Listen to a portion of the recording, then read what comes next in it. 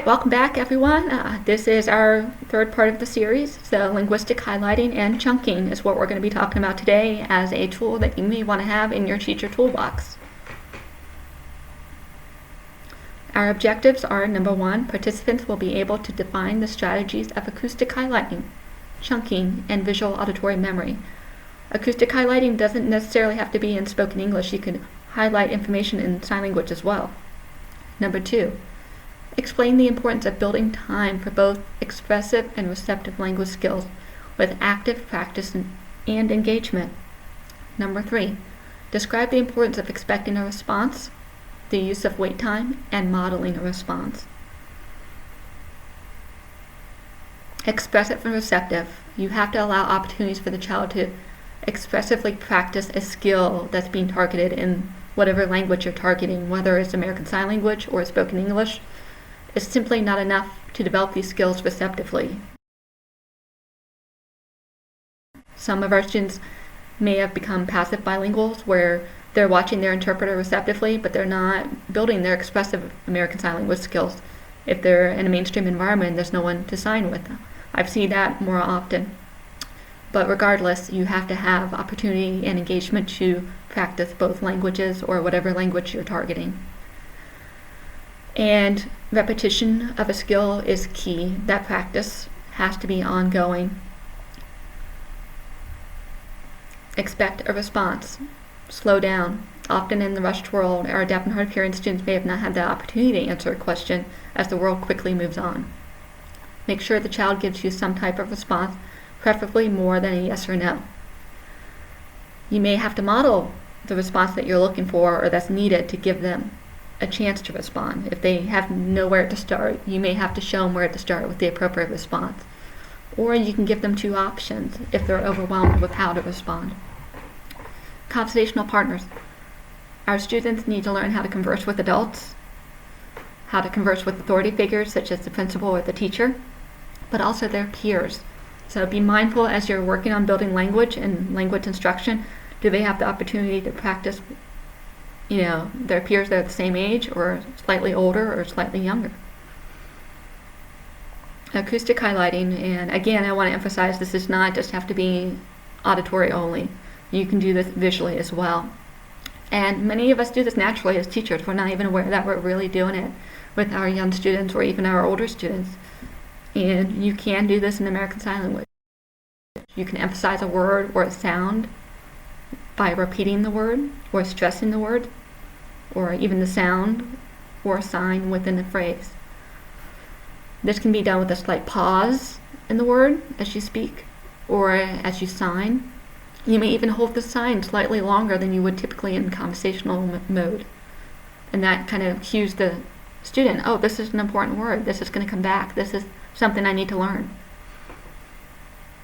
Chunking steps or multi-step directions. When we first start learning language or a new process or new content, you can get overwhelmed, such as the grocery list. You may recall what your family member wanted at the beginning of the list and at the end of the list, but the middle, you've long forgotten it.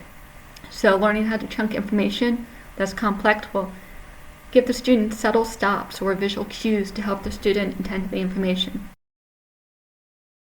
First, I want you to go to your locker. Then I want you to go to the bathroom. And finally, when you come to my desk, bring your math book. And you may put it on your hand, first, second, third, even if the student's non-signing, so they know right away there's a visual cue. The information was chunked, and I know I need to do 3 things for my teacher this morning, quickly. So the picture on the right is a child holding up 3 fingers, so their thumb, their index finger, and the middle finger kind of to the side as if they were indexing in American Sign Language, or just showing you, hey, I've got 3 tasks that I need to complete today. So that way they can slowly, cue themselves tactily, like I need to first do this, second, third. Auditory and visual memory, the ability to recall information that you heard, regardless if it was auditory or visual, and recall it at a later date. It's important to do this in order and accurately. How much you can hold it in your working or short-term memory. If you're unable to hold 4 items in your working memory, this is going to make various academic skills harder. The example I give here is 2 plus 2 equals 4. That alone had 5 pieces of information to recall, and in order. The amount that can be held mentally is something that you need to be mindful of when chunking or highlighting. You need to know where your student is in their ability to hold information. And then if it's new information, they may not be able to hold as much as they would. Such as this math problem I just gave you. If I were to take it up to fractions or decimals, I may need to have less pieces moving around on the student.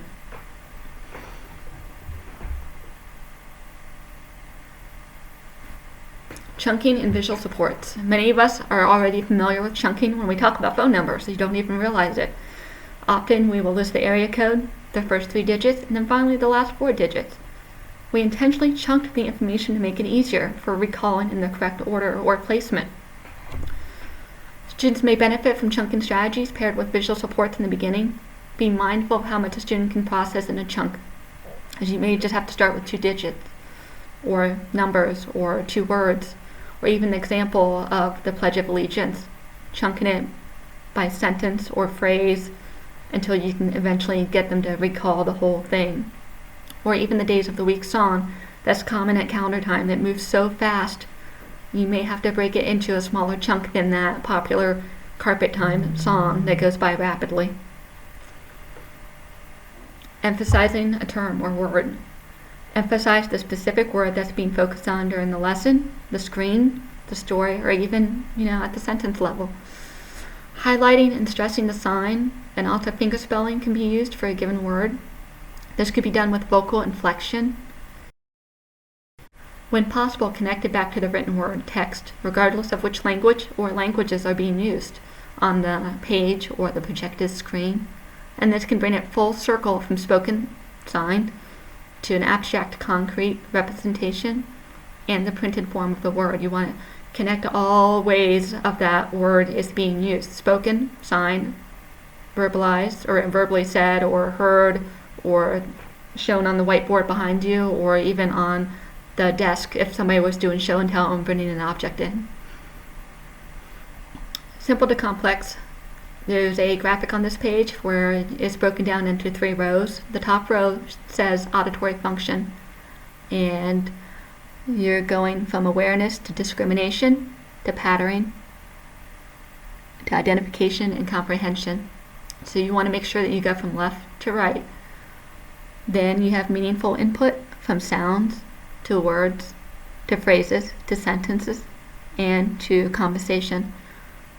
Sound may not just be phonemes. It may not be English-based sound. It could be environmental sounds, such as now I've taught a child that the door slamming has meaning for hearing people when you close the door gently or loudly. Situational context, to structural, to routine, to naturalistic. Just because I can do it in therapy or in a specialized direct instruction session doesn't mean I can take it all the way out into a natural conversation. You also need to work on discriminating between sound or hand shapes, such as minimal pairs. The S hand shape versus the A hand shape. A child may not be ready to attend to that and needs to be taught. There's actually a difference there. Same thing with B versus D, because those sound and look very similar. And also in printed form, many of us know the younger students will, in lowercase, mix up B and D quite often. And this can also be done by lip reading or facial cues. But I do want to stress lip reading, at best, it gives you 30%. But it could help a child determine if you said pat versus cat. Video resources. We have a hyperlink here of a story signing video of strategies from the California School for the Deaf. We also have a video from MedL, which is a cochlear implant website where a family is doing an auditory memory game. Here we have some chaining resources from the Florida State School for the Deaf and Blind demonstrating the use of chaining and chunking strategy within the classroom with their deaf and hard of hearing students. The next hyperlink shows chaining done in a literacy-based lesson. Acoustic highlighting resources. Again, I want to stress that it doesn't have to be auditory to highlight information.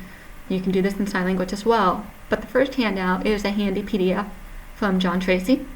And then the second one is Metal Acoustic Highlighting blog with a video showing a mom and child doing some acoustic highlighting. And here's some various resources where I was able to pull information from the internet. Some of the graphics, you will recognize them, where they were helpful resources. This is the original site where you may see some research articles that you want to take back to your possible teacher-based team or team.